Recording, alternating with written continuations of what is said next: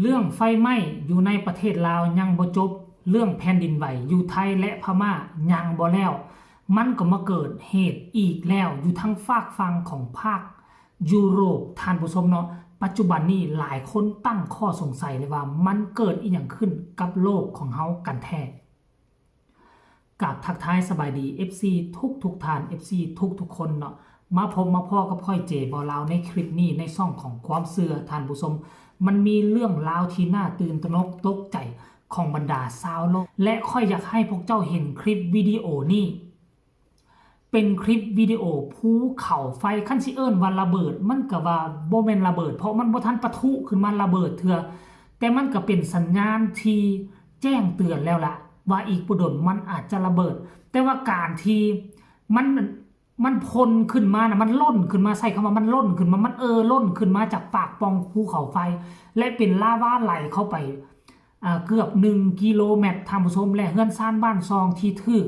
แล้วทางของเส้นลาวาภูเขาไฟนั่นมันมอดไหม้เกินกินทุกสิ่งทุกอย่างแม้แต่เล็กแม้แต่ปูนกายังบ่สามารถคงทนอยู่กับลาวาของภูเขาไฟบางคนก็บอกว่าถ้ามันล่นออกมาวันนี้มันเป็นการดีมันจะบ่ระเบิดขั้นท่ากรณีว่ามันบ่ล่นมันอัดไว้เนาะมันอัดไว้จะกลายเป็นแก๊สไว้ในมือมันใหญ่ขึ้นมันมดเขาว่ามันมดพีกัดความสามารถของมันกักเก็บแล้วมันก็จะแตกระเบิดออกมามันจะหุนแห้งและหายแห้งกว่านั้นดังที่เขาเคยเห็นอยู่ทั้งประเทศอินโดนีเซียหลายปีก่อนหน้านี้ทางผู้ชมเนาะแต่ว่าตัวนี้มันก็สร้างความเสียหายบ่แม่นน้อยเนาะอยากให้พวกเจ้าไปเบิ่งคลิปนี้ซะก่อนเนาะแล้วพวกเจ้าช่วยกันวิเคราะห์เบิ่งว่ามันเกิดอย่างขึ้นกับโลกเฮาแล้วจึงมาพ้อกันในช่วงต่อไปกันเลย